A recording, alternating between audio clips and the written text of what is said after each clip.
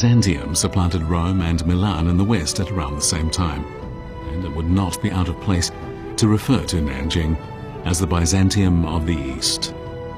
This shift of China's center of political gravity to the south was brought to the attention of the Western world by the 20th century French historian René Grousset. When the rich and powerful families of North China migrated south, they took with them the ancient Chinese culture of the Central Plains, in particular sacred rites and music. These were then transplanted to the Yangtze River Delta, where they took root and flourished. For the first time, the Yangtze River Delta became the center of traditional Chinese culture.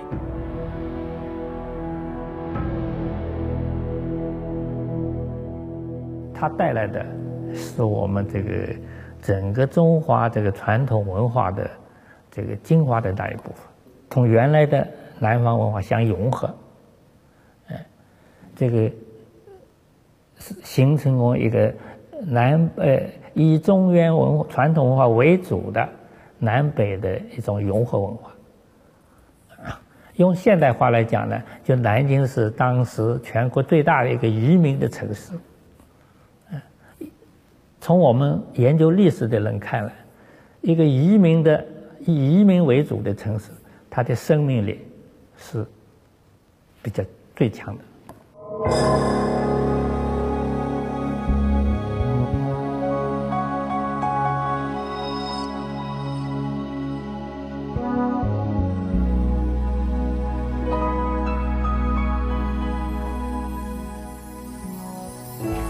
The wildflowers are in bloom by Red Sparrow Bridge, and the sun is setting over Black Robe Lane. Swallows used to nest in the mansions of Wang and Xie, but now they fly in and out of the homes of commoners.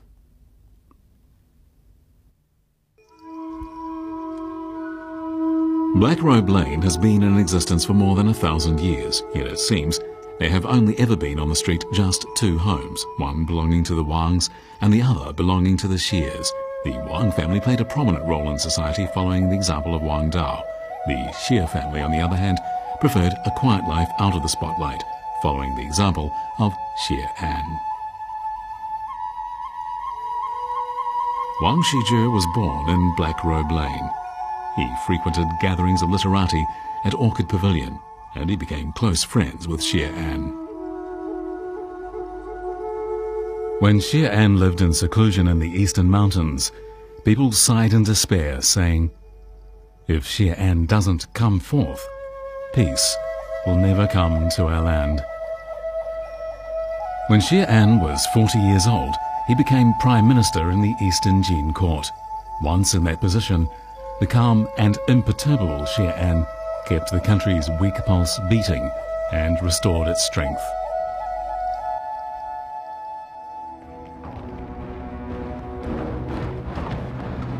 In the 8th month of the year 383 AD, Fu Jian, the emperor of the former Qin Empire, led a conquering army south.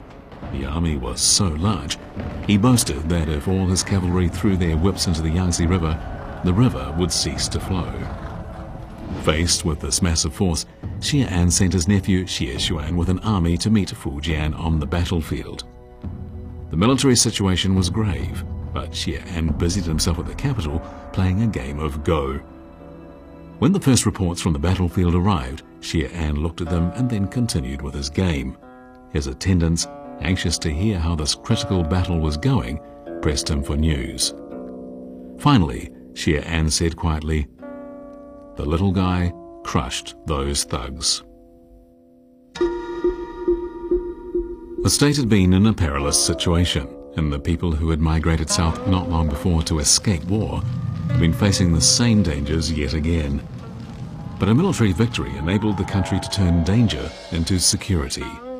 The political situation in the south stabilized, and although the Eastern Jin had lost a portion of its territory, it was content to rule over the remainder for another 130 years.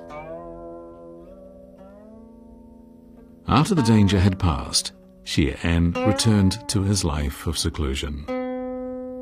Centuries later,